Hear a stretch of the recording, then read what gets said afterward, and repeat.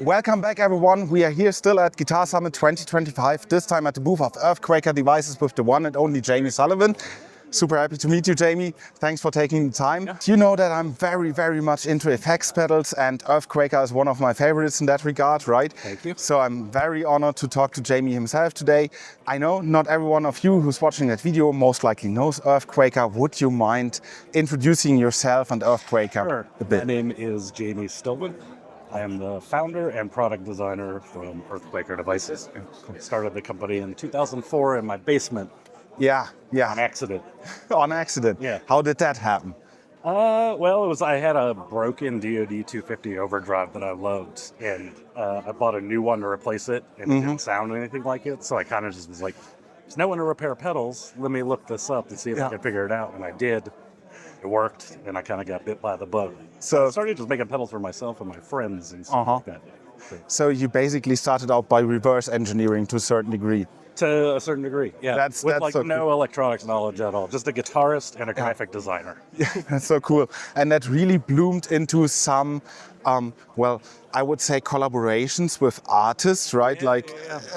I see this pedal, right? The Life pedal. Yeah. Over there already, and as well as some very creative takes on existing, let's say, circuits that have been around for quite a while, right? I find that kind of stuff a lot of fun. And in terms of the artist pedals, I'll say, I just feel really fortunate. I've never reached out to anybody. People have always, reached out to us. And, it never would have occurred to me to, do pedals for bands and stuff like that. Because I was just making the stuff that I like. But then all these amazing bands that I love, like Sun and Boris and Idol. The first artist pedal we did actually was for a DJ, for Kid Koala, this Interstellar Orbiter. Wow. To run turntables through and stuff. And, in the last year, LCD Sound System, we did the Chelsea. So it's all these amazing bands that I love. It's a great honor to be asked to, be part of their sound. It's super cool. And I think what makes your pedals stand out, right, to me personally, is they all have a bias, they have an opinion, right? It's not... I'm a very opinionated person, for better or worse. Yeah, but that's something good, right? In times where every piece of gear tries to be as transparent and flexible as possible, right? There's still lots of flexibility in the pedals, right? Especially the Plumes. That's the one I played most so far. There's lots of flexibility, but it has some bias. It has an own sound that it brings to your sound. And that's something I deeply enjoy. I think that's really important, and that's what I think the most interesting and unique pedal, amp, guitar designers. Yeah. They all have a thing that they like an ear that hears a certain way. Yeah. And there's quite a few people who are just I'm just going to try to make these circuits. And they're just they sound like the originals, and that's that. That's not really been that much fun to me. I've done it occasionally, and a lot of these artist pedals we've done are exactly that. Yeah. These people own a vintage pedal, and they want something that sounds exactly like it. Yeah, or I think they start based on that, and then you take it a notch further, right? That happened as well with the light pedal, I guess. Everything that we've done that's based on a circuit, the idea is there from the circuit, but by the end of it, it's not that circuit at all, really. Yeah. I mean, the exception to the rule is this pedal that we just did, the Barrows. It's I tried to get as close as I could to just a good sounding Tone Bender Mark II. Yeah. But even that, I couldn't leave it alone. And I fixed a couple little things that I thought needed to happen for modern times. Yeah, that's the one I tested earlier, right? And that really has, it gets from really boomy, or it moves from really boomy and open sounding, right? With lots of low end, to really a crisp attack that adds up to something really pushy overall, I would say. Yeah. It's quite flexible, but still biased, right? Yeah, that's one of the things, I use your pedals, or generally pedals, a lot to bring a bit more of warmth and interest to my digital setup, right? That's the honest thing I'm doing there, right? I play Kemper, I play Quad Cortex. I sold my last tube amp 10 years ago, right? You guys never saw me playing a real amp.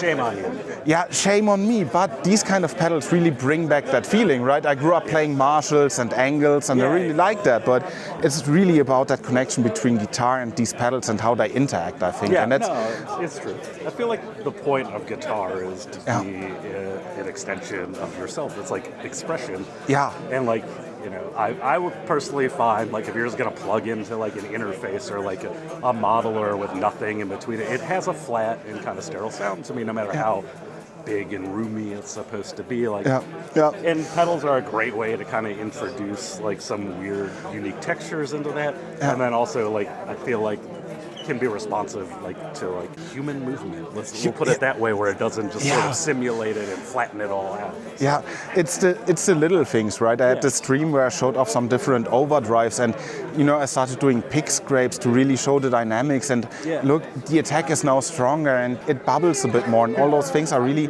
I think, interesting, because in this digital world we still need that, right? It makes guitar playing way more fun, even though if the listener doesn't necessarily realize there's something analog or a pedal in the chain. And don't get me wrong, like digital is great. Half of our pedals are digital. Yeah.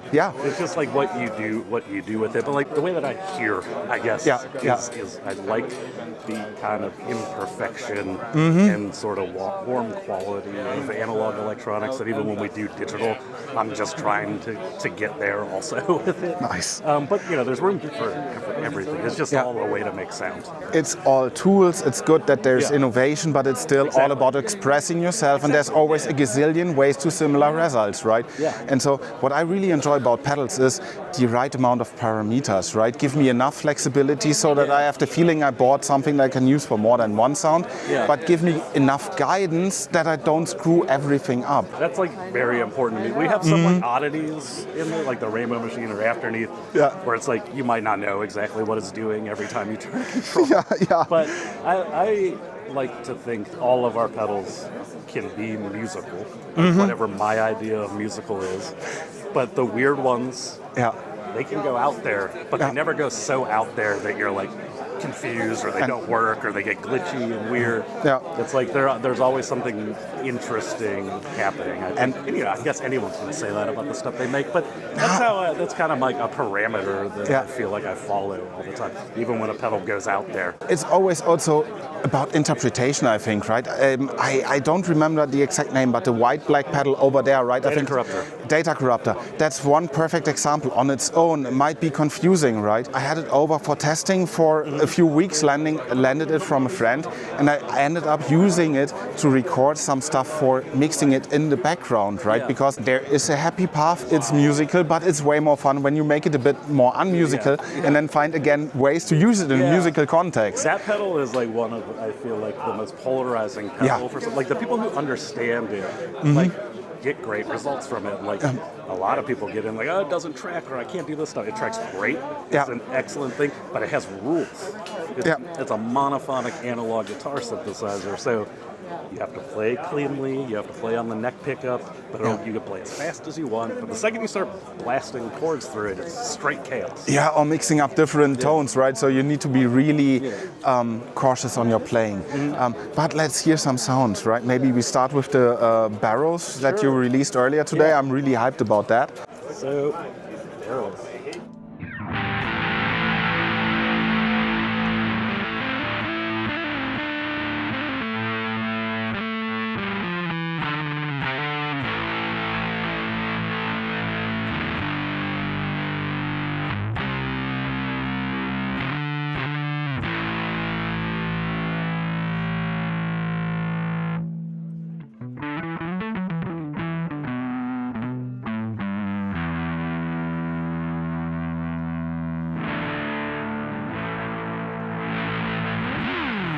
So what we just saw, right? It's super responsive to the volume pot. Yes. Yeah. That's what's kind of nice about it. Like you can clean it up, and it's kind of like just like a good kind of classic rock sound, for lack of a better term. When I tested it earlier, it felt really responsive to my playing, right? Picking the volume pot, it all goes in there. That's the thing that I keep trying to like when I do clinics and stuff like this, talk about to people is it's like, yes, it's fuzz, you hear it, people kind of know what fuzz sounds like. I think it sounds really good and has some unique characteristics, but the way it feels when you play is 50% of the deal. Absolutely, this absolutely. Like, it has just a good response to it. It's just like, it makes you want to play against it. Yeah, it gives you, like, this is a pedal-only rig that I tested earlier myself as well, right?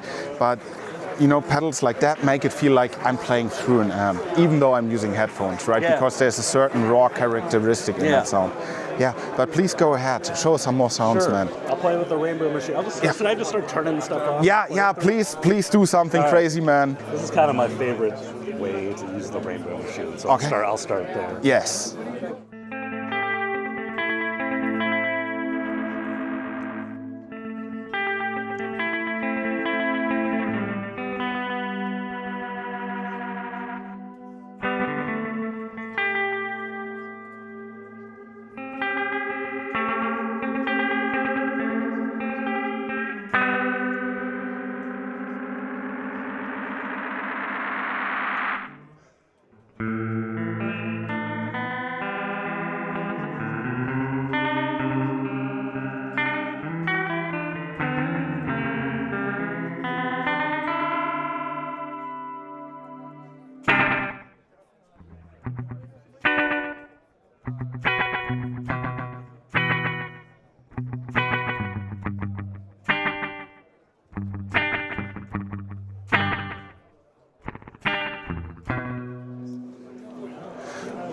Now, I feel like, there's probably, at this point, there's probably a lot of people who know, oh, you can do a lot of stuff with this thing, but I think the majority of people think about the Rainbow Machine as this, like, chaos, like, pixie dust, like, pitch shifter thing, but I love the kind of, like, automatic double tracking type effect that it does, or this chorus where, like, you can hit a note and it'll climb. Yeah. Or like it's all in this middle range, just fine tuning. It'll be like slapback delay with reverb. You get a bunch of sounds out of this thing. Yeah. Which I feel like a lot of people gloss over and just do the like very go for that one sound that they maybe saw on YouTube, but it really lends to experimentation, right? I really like the part where you use the momentary button, the magic button, right, to let it ramp up. That would be an awesome thing to start a transition into a different part or something like that. Like just like a warp zone type thing. Of course, like I'm playing here on a trade show floor, and if this is used in my hands, but it's really, I feel like, expressive, like when you use your feet. It gives you more, as you're meant to do. Yeah, it gives you more possibilities as a guitarist to find your voice and break out from, let's say, boomer bands and all those things that we've been hearing for decades, right? Yeah. That's what it's all about. It's about finding new voices, I would say, right? Yeah, and I think, like, like my mentality, like I'm like much more of a traditionalist than I even realized. I think as like time goes by, but like it's like finding new sounds, but they're still familiar enough in a way where it's not so confusing for like somebody who just plays blues rock. Do you know what I mean? Like, absolutely. So it's like you kind of know what you're getting into, but like hopefully like they'll explore a little bit and it'll take you out there. They're not like so complicated. Yeah, absolutely not. Right. Like, there's like a big barrier to entry. Yeah, I think the delay sound we heard was from the silos, right?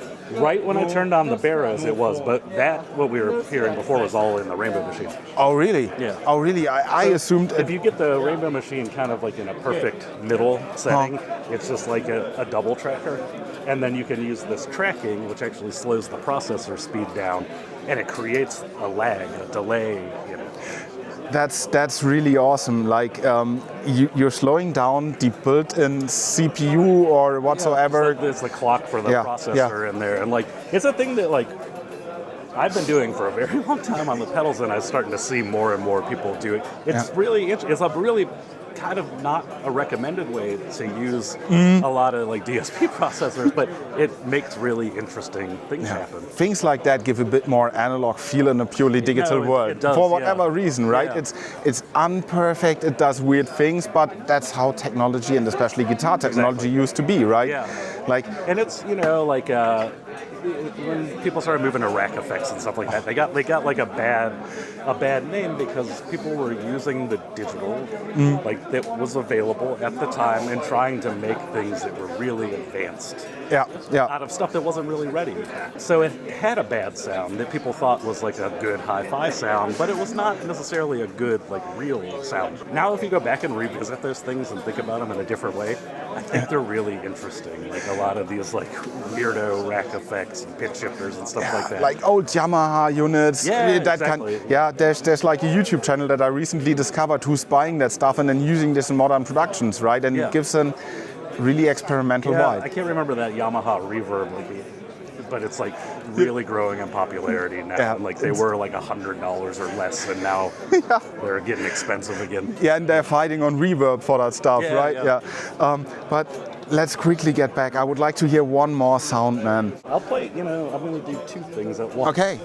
I'll do with this Aurelius in kind of a flanger mode, and then just the afterneath on for Oh, yes.